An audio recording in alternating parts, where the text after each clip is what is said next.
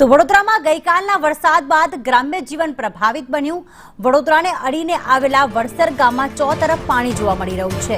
આંગણવાડીમાં હજુ સુધી ઘૂંટણસમાં પાણી ભરાયેલા છે। વડસર ગામમાં જતા તમામ રસ્તા પર 2 થી 3 ફૂટ પાણી ભરાયેલા છે। પાણી ભરાવાને લઈને સ્થાનિકોને ભારે હાલાકી। તો વડોદરામાં આંગણવાડી વિસ્તાર જે આવેલો છે એટલે કે આંગણવાડી જે આવેલું છે ત્યાં હજુ સુધી ઘૂંટણસમાં પાણી ભરાયેલા છે। વડસર ગામમાં જતા તમામ રસ્તા પર 2 થી 3 ફૂટ પાણી છે।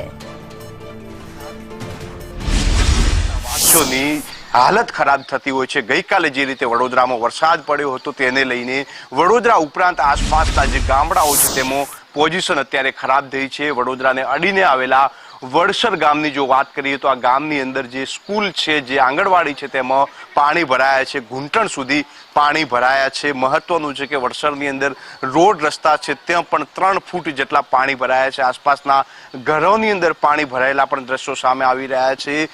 ઓફિસનો સમય થયો છે, લોકોએ ઓફિસ જવા માટે રોડ રસ્તો ક્રોસ કરવો છે પરંતુ નથી પસાર કરી શકતા, તે પ્રમાણેના આ દ્રશ્યો સામે આવી રહ્યા છે। મહત્વનું છે કે ગઈકાલે જે રીતે વડોદરામાં ભારેથી ભારે વરસાદ પડ્યો હતો ત્યારબાદ છેલ્લા અનેક સમયથી વરસાદ બંધ છે પરંતુ આ પાણી જે છે તે ઓસરવાનું નામ નથી લઈ રહ્યું અને જેને લઈને લોકો હવે પોતાના કામ ધંધે અથવા તો ઓફિસ પર જવા માંગે છે। તેમને રસ્તો ક્રોસ કરીને જવું ખૂબ જ મુશ્કેલ બન્યું છે। ત્યારે લોકો અહીંયા રસ્તો ક્રોસ કરવા માટે ઊભા છે પરંતુ જે જગ્યા છે ત્યાં લગભગ 2 થી 3 ફૂટ જેટલું પાણી છે ત્યારે લોકો માટે હવે હાલાકીનો સામનો કરવો પડી રહ્યો છે। મહત્વનું છે કે જે વડસર ગામ છે તેની અંદર દર વર્ષે જ્યારે પણ વરસાદ પડતો હોય છે ત્યારે ખૂબ જ ખરાબ હાલત થતી હોય છે અને 2 થી 3 ફૂટ જેટલું પાણી છે તે આ ગામની અંદર ભરાતું હોય છે, આ રોડ પર ભરાતું હોય છે અને જેને લઈને લોકોએ ખૂબ જ ખરાબ હાલતનો સામનો કરવો પડી રહ્યો છે। મહત્વનું છે કે વડોદરામાં જે રીતે આ વર્ષે વરસાદ પડ્યો છે, સતત અવિરત વરસાદ પડ્યો છે અને